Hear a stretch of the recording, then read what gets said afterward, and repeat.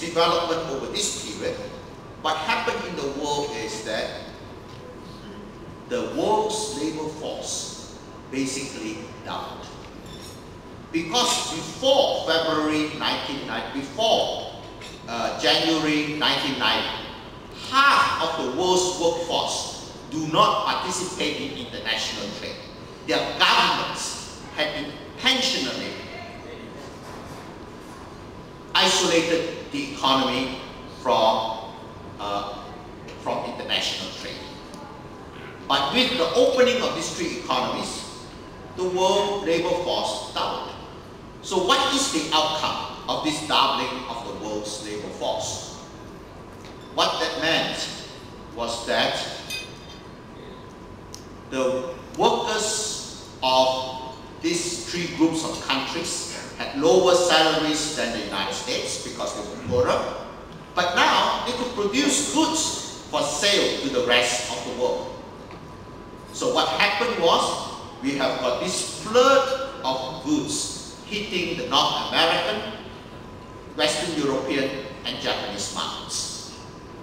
Basically, the US was no longer competitive in a whole range of manufacturing activities. So there's this hollowing out of the US industrial base. So what's the response of the US government to this development?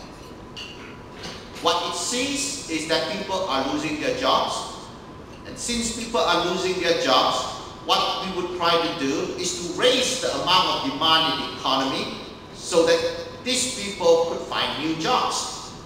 So what Alan Greenspan did was to flood the economy with liquidity. And what is the result of that liquidity? It caused a housing boom.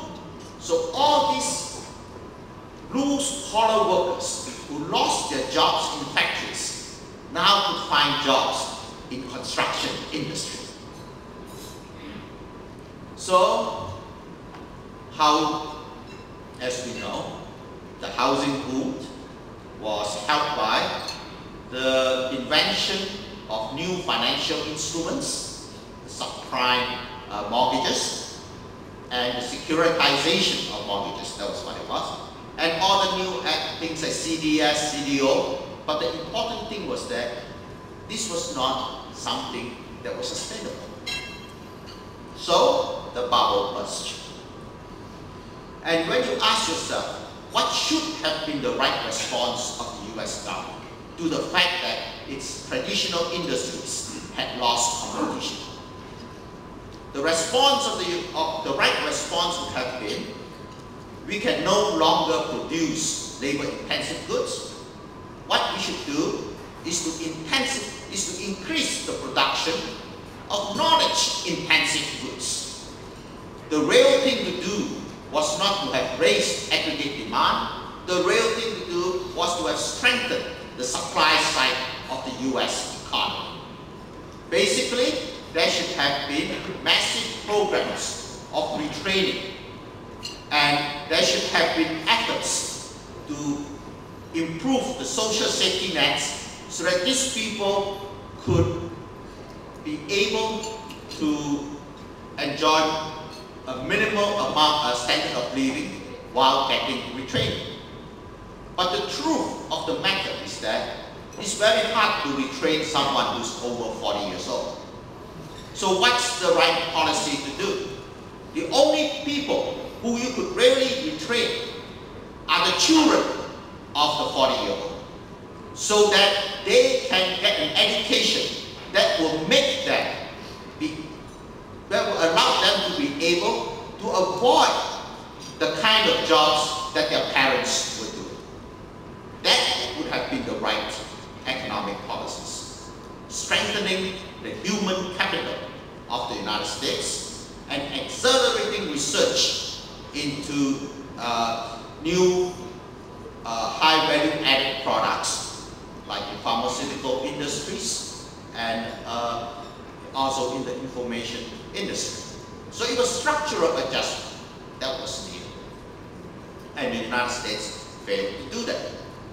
Of course, what I'm saying today is not uncontroversial, because to this day, Bank Bernanke is thinking about quantitative easing 3, which is he has already tried 2 rounds of flooding the market with cheap credit to try to stimulate the economy, and both have failed. And so he's trying to think of doing it a 3rd time.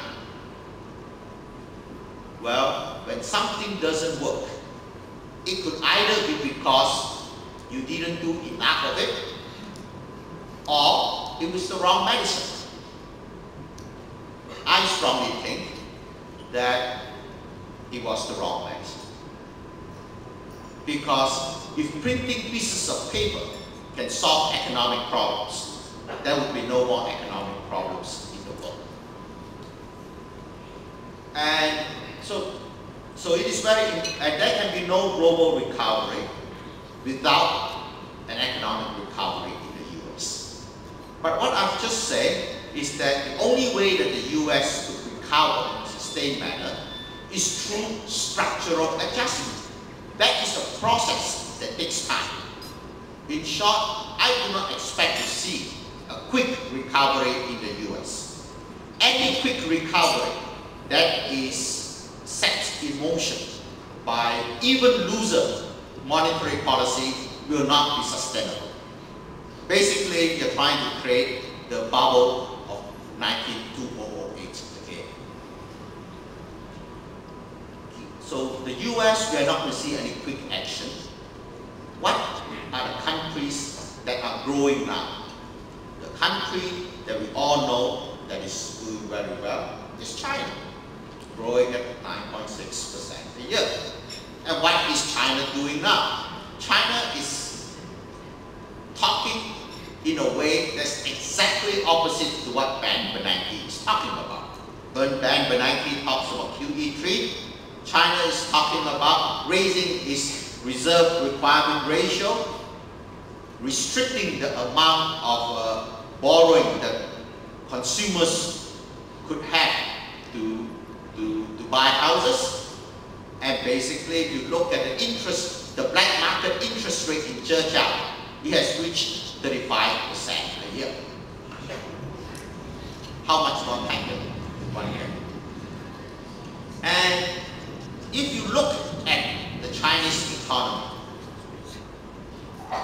what you see is simply a country that has been unnaturally poor, that's been kept back by the communist central planning policies, and now the policies are removed, and the country is bouncing to where it ought to have been in the first place.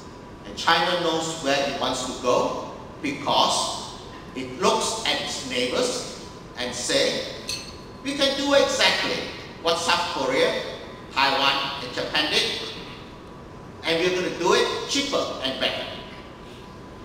So given the fact that only half of the Chinese population are in the urban areas, there's another half in the rural areas, China still has got quite a way to go in its industrialization and urbanization process.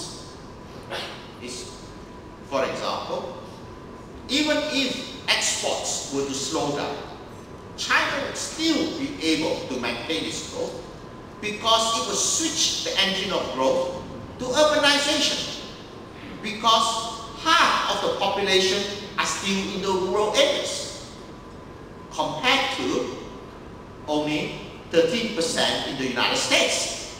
So you could see there's another at least 20% that could be absorbed. And construction is one of the most labor-intensive industries. Home decoration is even more labor-intensive, right? That will keep all the cement factories fully occupied, the iron factories fully occupied, and all the heavy industries fully occupied. So within internal growth, China is capable of growing for 9% for at least another 10 years. Now, so China's question is, how could it keep the growth sustainable?